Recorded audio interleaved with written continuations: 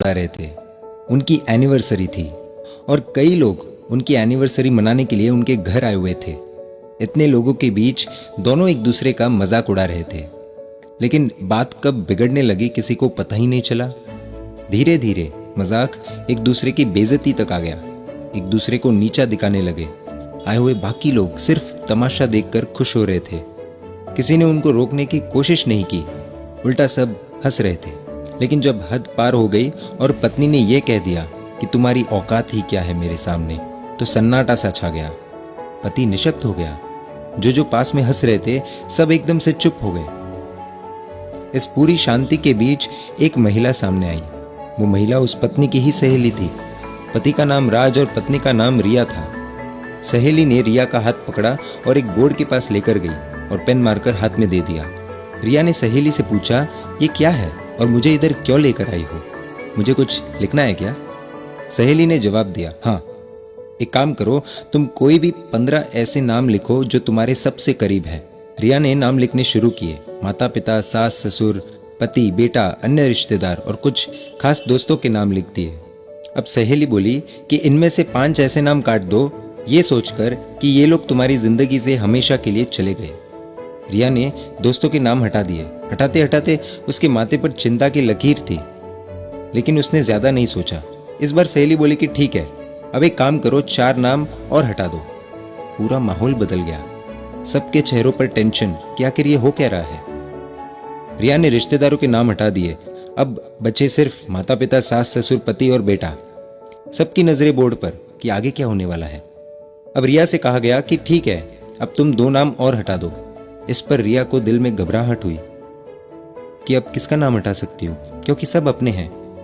लेकिन सहेली के कहने पर 2 नाम हटाने थे, तो भावुक चेहरे और माथे पर पसीने के साथ उसने सास और ससुर का नाम हटा दिया और बोली कि उन माँ बाप का नाम मैं नहीं हटा सकती जिन्होंने मुझे जन्म दिया है। प्लीज मुझे माफ करना राज। राज ये सब देख रहा था, लेकिन कुछ नहीं बोला।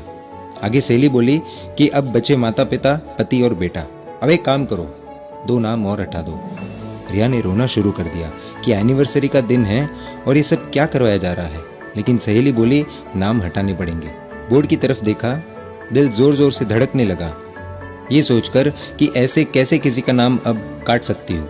लेकिन आंखों में आंसुओं के साथ दिल पर पत्थर रखकर उसने अपने माता पिता का नाम हटा दिया और बोली कि मुझे भगवान कभी माफ नहीं करेंगे। सहेली बोली, रिया रोना बंद करो, उठो। राज भी थोड़ा भावुक हो चुका था। बाकी सब लोग निशब्द। अब सहेली बोली, बोर्ड पर पति और बेटा है, दोनों में से किसी एक को चुनना होगा तुम्हें। रिया, यदि इन दोनों में से एक का नाम हटाना हो तो वो कौन होगा? रिया की आंखों से आंसू बह रहे हैं कि प्लीज ये सब बंद करो। लेकिन सहेली नहीं मानी और बोली, उठो रिया और एक नाम हटाओ। 15 मिनट सोचने के बाद रिया ने आंखों में आंसुओं के साथ अपने बेटे का नाम हटा दिया। राज देखता रह गया। सब लोग शॉक कि रिया ने ये क्या कर दिया। एक माँ अपने बेटे का नाम कैसे हटा सकती है? आप भी यही सोच रहे होंगे। तब सहेली ने रिया से पूछा कि ऐसा क्यों किया? एक माँ होकर अपने बेटे को ठुकरा दिया और पति को चुन लिया, ऐसा क्यों किया तुमने? तो रिया बोली कि माता पिता, सास ससुर आज नहीं तो कल भगवान के पास चले जाएंगे, क्योंकि वो सब बड़े हैं और कुदरत का नियम है, जो आया है उसे जाना ही है।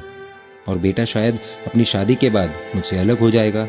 हो सकता है मुझे आश्रम भेज दे, हो सकता है मेरी सेवा करे, या ऐसा भी हो सकता है कि मुझे घर से निकाल दे, क्योंकि आजकल की जनरेशन का क्या भरोसा। रोते रोते राज के पास गई और बोली कि इन सबके बीच राज, जो मेरा पति है, वो मुझे कभी नहीं छोड़ेगा और आखिरी सांस तक मेरा साथ देगा और मेरी रक्षा करेगा, मेरी देखभाल करेगा। मेरी हर ज़रूरत वही पूरी करता है, मेरी हर जिद भी वही पूरी करता है। राज की आंखों से कब आंसू गिरने लगे उसे पता ही नहीं चला। पूरा माहौल बदल गया। जितने भी लोग उधर मौजूद थे सब रोने लगे। सहेली बोली कि जिस पति से इतनी उम्मीदें हैं, उसी पति की औकात की बात तुमने सबके सामने की। रिया जोर से रो पड़ी और राज से माफ़ी मांगी। राज ने भी रिया से माफ़ी मांगी। उस दिन दोनों को एक दूसरे की कीमत का एहसास हुआ। ऐसी एनिवर्सरी शायद पहले किसी ने नहीं मनाई होगी। सहेली ने रिया को सही रास्ता दिखाया और शायद एक परिवार को ये सिखाया कि परिवार क्या होता है। बाकी सब तो सिर्फ उनके झगड़े का इंतजार कर रहे थे। दोस्तों, इस कहानी से आपको क्या सीख मिली, प्लीज़ हमें कमेंट करके बताएं।